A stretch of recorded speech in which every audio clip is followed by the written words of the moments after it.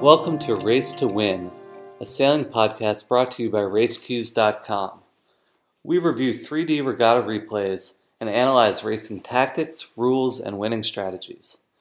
I'm Jakin, and today's podcast is about that classic rule of leeward-mark roundings, which is to round wide and tight. Our regatta today is the third race from the first day of racing at the 2013 Melges 24 World Championships.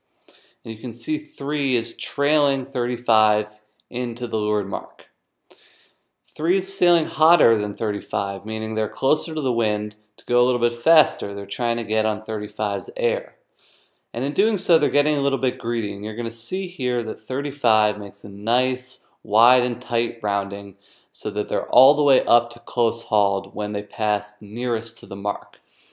3, by contrast, doesn't make a wide and tight rounding, and they end up in a lower lane than 35. It doesn't matter at first, but pretty soon they're getting dirty air from 35 and they just can't hold the same angle to the wind. And they start to fall back and lose ground to 35. You'll see here eventually they're going to have to tack out.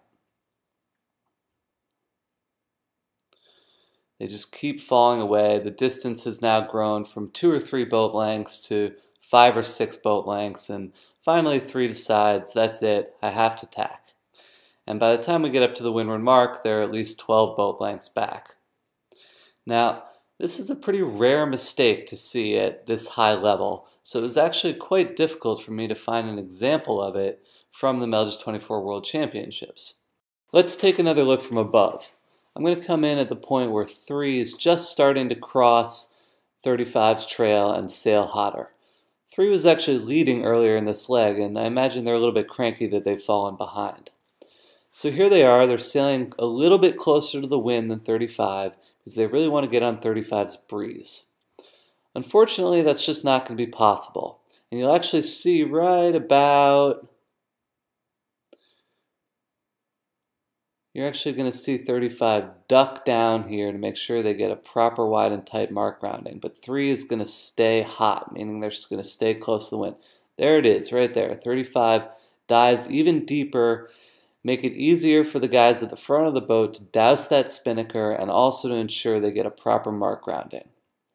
And there, you see them pass close to the mark, already on a close-hauled course. 3, of course, doesn't do that, and right away they start falling off in the dirty breeze from 35. They can't hold the same angle, and as we know, they're going to have to tack out.